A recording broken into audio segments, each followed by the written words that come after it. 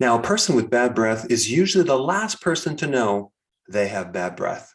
How do we know that? Because they're usually talking very close to your face without too much awareness on their bad breath. I have some very interesting information that you probably haven't heard before that is very, very important, especially related to breath. You see, just like in my other videos, if you want to know the truth about health, just find out what everyone's recommending and do the opposite, or finding out what they're telling you not to do and do it. And this definitely applies to bad breath. So before I get into that point, I want to first talk about certain foods that can cause bad breath. So you have garlic, onions. Both of those foods are loaded with sulfur compounds. So eating anything with sulfur can definitely give you a certain odor. So if your spouse or partner eats anything with garlic or onions, unless you're eating things with garlic and onions, it's going to be pretty unpleasant. And then you have cheese. There's all sorts of stinky cheese. Limburger cheese, for example, or blue cheese, which has mold in it, will all contribute to some pretty nasty breath. But when you ask someone, like when I asked my father, why do you eat Limburger cheese? It smells so bad. Apparently, it doesn't taste bad. It just smells bad. So I first want to talk about some real simple things you can do to counter your bad breath if you've eaten foods with garlic, onion, cheese, etc. One thing that works really good to counter the bad breath is green tea. You can use it as a mouthwash. You can drink it. It seems to counter the sulfur compounds in certain foods. Now, the other thing that's really good, organic parsley and mint or peppermint.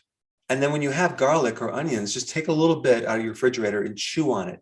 It completely neutralizes the bad taste and the smell that you would get from eating those foods. Now, another type of toothpaste that I like to recommend, especially if someone has bad breath, is toothpaste with clove. And there's all different combinations with clove, with cardamom. They're really, really good to even act as a natural antibiotic without killing the good bacteria. Now, this leads me right into a very important topic that so many people have no idea that's creating a big problem with their breath. And that is using toothpaste with fluoride and using a mouthwash with alcohol. You see, there's something that is either not understood, that's missing in the area of oral health, which is this. In your mouth, you have hundreds of different species of microbes growing, okay, in your mouth. And as far as the quantity, we're talking about hundreds of billions of microbes. Now, we want them mostly friendly, but you have two different groups. You have the unfriendly ones and you have the friendly ones. So when you talk about fluoride in your toothpaste, right, that kills the germs that might cause plaque, that can then cause bad breath. Or when you're talking about mouthwash, that kills the germs that cause bad breath. What about the good germs that prevent bad breath? It's not that you just have these bad germs in your mouth that are causing bad breath, and then you can sterilize your mouth and everything's better. That's the same logic as taking an antibiotic, thinking that you're killing off the infection when you're in fact killing off all of the microbes that are supposed to protect you against infections. And this reasoning has led to antibiotic resistance, a massive amount of overgrowth of unfriendly bacteria and yeast, and an overgrowth of candida, oral thrush, or white tongue, where you have too much unfriendly yeast that is giving you some pretty bad breath. So fluoride and chloride in your water combined, as you're brushing your teeth and getting this water in your mouth, is basically killing both the good and bad bacteria. So it might give you a nice breath initially, but then it ends up being bad breath. So I would recommend getting toothpaste without the fluoride. I would recommend also getting a water filter. And I would definitely avoid the mouthwashes with alcohol, because alcohol kills microbes. I mean, think about a sanitizer with rubbing alcohol. That's supposed to kill viruses and bacteria. What do you think it's doing to your friendly bacteria? Now, there's some other things you can do as well. You can actually get some gum with xylitol. Xylitol is a sugar alcohol that is very selective in what it kills off. It won't kill off the good bacteria. It only apparently kills off certain bad bacteria that cause plaque. The bad bacteria that causes plaque apparently gives off a certain gas that is kind of stinky. So that would be one thing you can do. Another thing to do as a natural deodorizer is to consume things with chlorophyll. Now, what would that be? That would be all the green stuff in plants, as in vegetables, okay?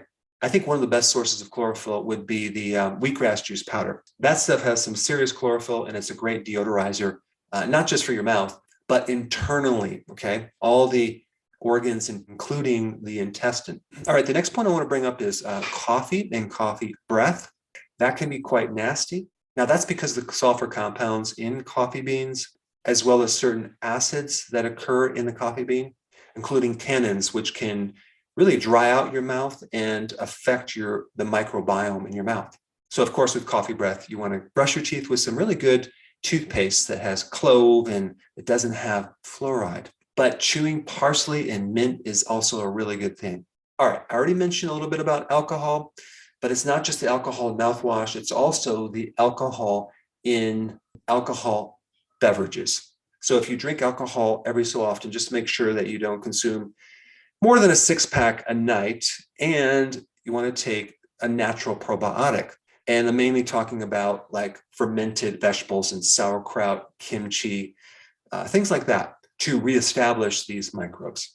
All right, the next point I want to bring up, and this is probably the number one source of bad breath, that would be sugar. Sugar feeds unfriendly microbes. It feeds yeast, which is a type of candida. And so that's its primary fuel. If you want to starve off these unfriendly microbes, very simple, just avoid sugar. That's called the ketogenic diet. So again, these microbes give off a smelly gas and they produce bad breath. They also make acids that can put holes in your bones. And I'm talking about your teeth, as in cavities. And the average teenager is consuming at least 18 teaspoons of sugar, and that's just added. That's not part of the normal carbohydrates that they're consuming. So you can imagine how much bad bacteria that's being generated.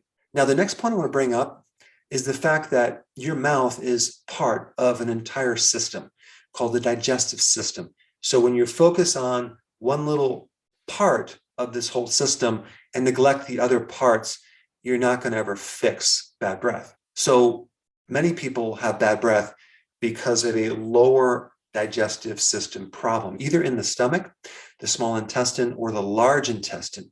So this is why if you have weak stomach acid or you don't have enough acidity in your stomach, you're not going to get the proper digestion. And that alone can create gas that can come up through your breath.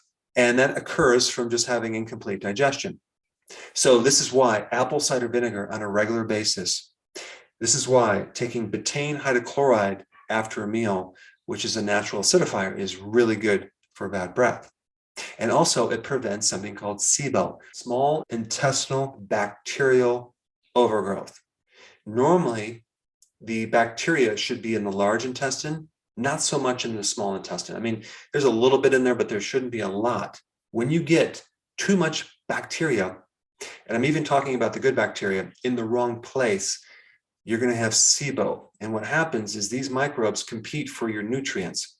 And they also create a lot of gas, and they create a lot of bad breath and overgrowth of unfriendly microbes. And this can definitely create not just bloating, but it also can create some bad breath. Now, the thing you need to know about this is that if you consume probiotics and fiber, okay, and salads, and you feel worse, you have a lot of distension, that can mean that you have SIBO, in which case you should stop eating those things and go carnivore for a little while, because to kill these microbes, you have to not feed them anymore. And you'd want to take things like betaine hydrochloride, and you'd want to do fasting to allow the digestive system to reset. And you might want to take a natural antibiotic like oregano, for example. So the reason I want to bring this up is because the recommendation of taking probiotics and fiber might be conflicting if you have SIBO.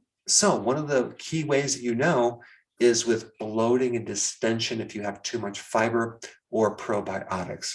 But most of the population is going to benefit from probiotics and more vegetables and things like that. But if you don't, then suspect SIBO.